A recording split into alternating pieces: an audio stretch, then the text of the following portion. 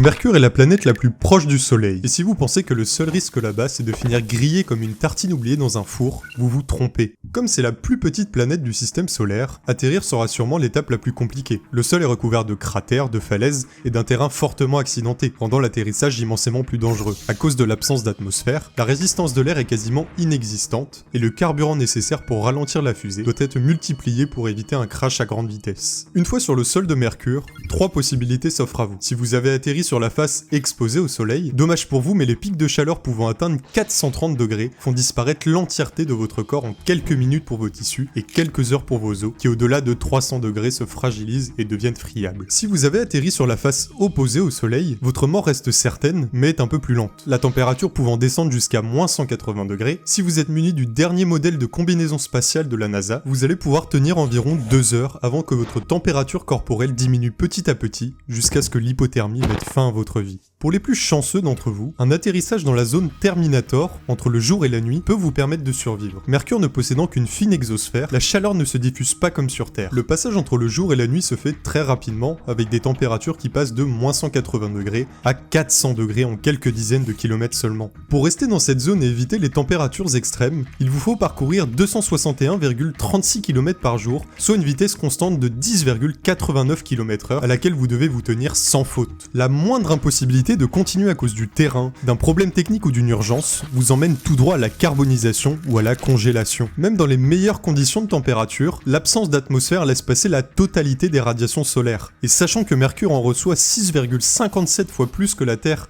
en proportion de surface, vos chances de survie deviennent inexistantes. Vénus est la planète la plus proche de la Terre, et même si on peut penser qu'elle est plutôt accueillante et similaire à la nôtre, vous allez découvrir qu'elle cache plutôt bien son jeu. Contrairement à Mercure, Vénus possède bien une atmosphère, mais les vents culminent constamment à plus de 360 km/h, rendant l'atterrissage un peu plus mouvementé. La gravité, légèrement plus faible que sur Terre, ne pose aucun problème. C'était sans compter sur son enveloppe gazeuse extrêmement épaisse, composée à 96,5% de dioxyde de carbone, d'azote et de dioxyde de soufre. C'est l'une des pires atmosphères du système solaire. Elle possède une pression 92 fois supérieure à celle de la Terre, broyant votre combinaison en quelques secondes. Les rayons du soleil sont aussi bloqués à 90%, donc la visibilité est fortement réduite à la surface. Pour autant, à cause de l'effet de serre, la température est de 465 degrés, ce qui est assez pour faire fondre du zinc. Les chaleurs intenses entretiennent et sont entretenues par des volcans qui se trouvent par dizaines de milliers sur la planète. D'après des estimations faites sur la cartographie de Vénus par la sonde Magellan, plus de 170 000 volcans sont en activité, dont 1600 de plus de 20 km de diamètre et environ 167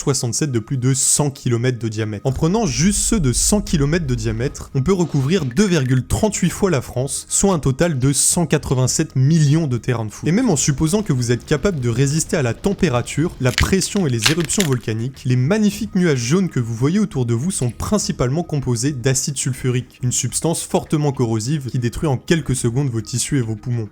Mars est la seconde planète la plus proche de la Terre, et comme vous avez pu vous en douter avec les objectifs d'envoyer un jour des astronautes dessus, elle est la planète la plus habitable de tout le système solaire. Mais ne vous réjouissez pas trop vite, car la planète rouge pourrait vous réserver bien des surprises. La température pendant la journée est similaire à ce qu'on connaît sur Terre, 20 degrés en moyenne. Cependant, c'est la nuit que ça se complique, avec des baisses allant de moins 140 à moins 160 degrés. On y trouve aussi de l'eau sous forme de glace, notamment au pôle Nord, et même enfouie profondément dans les sols. Son atmosphère existe, mais elle est très fine et laisse passer des quantités non négligeable de radiation. D'après les premières mesures du rover Curiosity, les radiations reçues sur le sol de Mars sont 1000 fois plus fortes que celles reçues sur Terre, et représentent donc un danger à long terme. C'est comme si vous décidiez de passer vos journées à quelques centaines de mètres de la centrale de Tchernobyl. Il n'est aussi pas rare d'avoir affaire à des tempêtes de poussière sur Mars, allant de 60 à 120 km/h au maximum. Pourtant, les vents rapides ne représentent pas de danger particulier sur Mars. Son atmosphère est 167 fois moins dense que celle de la Terre, donc le vent ne déplace qu'une très petite quantité de matière. Mais les tempêtes sur la planète rouge durent parfois des mois et recouvrent l'intégralité de la planète. Elles obscurcissent le ciel et font chuter drastiquement la température, et cela même en pleine journée. Jupiter est la plus grosse et la première des 4 planètes gazeuses du système solaire. Elle fait plus de 1320 fois le volume et environ 316 fois la masse de la Terre. Comme toutes les prochaines planètes qui vont suivre, l'atterrissage est impossible car elle ne possède pas de surface solide. Et même s'il y en avait une, vous allez voir que l'atteindre serait impossible. En arrivant à 300 000 km de Jupiter, les radiations reçues par cette dernière sont déjà extrêmement puissantes. Son champ magnétique, 20 000 fois plus fort que celui de la Terre, piège les particules qui deviennent ultra énergétiques dues à la rotation rapide du noyau, ce qui qui entretient des zones de radiation intense tout autour de la planète. Mais imaginons que vous avez réussi à arriver jusqu'à son atmosphère. Vous allez d'abord commencer par traverser une épaisse couche de nuages blancs de cristaux d'ammoniac qui se sont formés à cause de la température très basse, autour des moins 150 degrés, tout en étant attirés vers le centre par une gravité 2,5 fois plus importante que sur Terre. Les vents culminent à plus de 600 km/h, causés par de puissantes forces de Coriolis. Plus profondément, une autre couche de nuages, bruns cette fois-ci, composée principalement de sulfure d'hydrogène, un gaz très toxique, inflammable et même explosif. Passées les deux couches de nuages, la lumière du soleil ne passe plus, mais les éclairs transpercent le vide. D'après la sonde Juno, ils sont 5 fois plus grands et 3 fois plus énergétiques que les super éclairs sur Terre, qui dépassent les 300 millions de volts. À une distance de 3000 km, vous avez atteint la fin de l'atmosphère de Jupiter. 17 000 km plus bas, la pression est tellement intense que l'hydrogène s'est liquéfié pour former de l'hydrogène métallique, un superfluide tellement dense que la température est estimée à plus de 6000 degrés, soit supérieure à celle de la surface du Soleil. Pour vous donner une idée de vos chances de survie pour une planète telle que Jupiter, la sonde Galileo envoyée par la NASA et mise en orbite en 1985 finira sa mission lancée dans l'atmosphère de Jupiter, où elle réussira à résister jusqu'à 150 km de profondeur avant d'être intégralement détruite.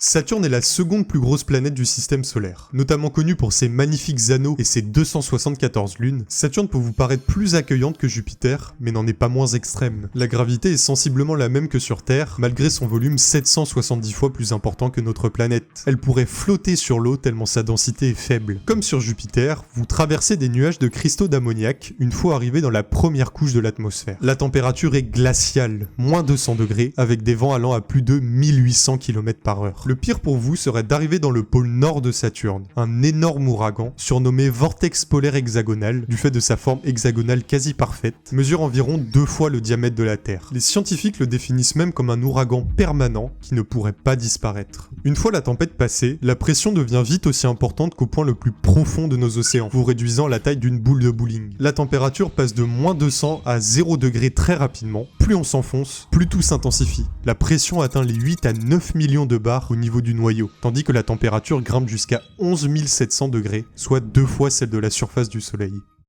Uranus est une des 2 géantes glacées du système solaire. Et si vous pensez qu'on les appelle comme ça parce que ce sont 2 géantes boules de glace, vous vous trompez. Comme les planètes gazeuses composées principalement d'hydrogène et d'hélium, elles ne possèdent pas de surface solide car beaucoup trop volumineuse. Mais Uranus contient aussi d'autres substances en quantité supérieure telles que l'ammoniac, le méthane et surtout l'eau qu'on appelle des glaces. Un terme utilisé pour qualifier les substances qui se transforment en solides à des températures basses et qui peuvent également être liquides ou gazeuses à plus haute température. Dans les couches externes de la planète, les conditions n'en restent pas moins extrêmes que les précédents. Des vents à plus de 900 km/h et des températures records allant jusqu'à moins 224 degrés, la plus basse jamais enregistrée dans le système solaire. Et si vous arrivez à survivre en vous enfonçant dans les profondeurs d'Uranus, vous allez pouvoir assister à un événement unique. Une pluie de diamants formée par la pression titanesque exercée sur les molécules de méthane. Le carbone, composant du diamant, se compresse et cristallise pour former ces pluies dans les couches plus denses de la planète. Au niveau du noyau, la température atteint 4700 degrés, ce qui est plutôt froid par rapport à ses semblables. Pour la pression, les 6 à 7 millions de bars ne vous laisseront aucune chance pour ce qui est de votre survie, si bien tenté que vous arriviez jusqu'ici. Neptune est la 2e géante glacée du système solaire, mais c'est aussi la planète la plus éloignée de notre étoile. À plus de 4,5 milliards de kilomètres, il faut 4 heures et 10 minutes à la lumière pour l'atteindre, soit environ 30 fois la distance Terre-Soleil. Malgré son éloignement au Soleil plus important que Uranus, Neptune atteint des pressions et températures beaucoup plus intenses, 7 à 8 millions de bars et environ 8000 degrés au noyau, soit 2 fois plus chaud que celui de notre planète précédente. Comme sa jumelle Uranus, elle est extrêmement froide, d'environ moins 218 degrés en surface. Mais c'est surtout les vents qui sont impressionnants, pouvant aller jusqu'à 2100 km/h, soit 1,7 fois plus rapide que la vitesse du son dans l'air. À cette vitesse, votre vaisseau est démantelé, votre combinaison arrachée et suivi de près par tout ce que vous avez sur les os. L'exploration spatiale ne se résume donc pas seulement à franchir des distances gigantesques et lutter contre des problèmes de temporalité, elle exige aussi de repenser entièrement notre capacité à survivre dans des mondes radicalement différents du nôtre. Pour les curieux, je vous laisse un petit récapitulatif du total des morts sur chaque planète, et je vous dis à très vite pour une prochaine vidéo.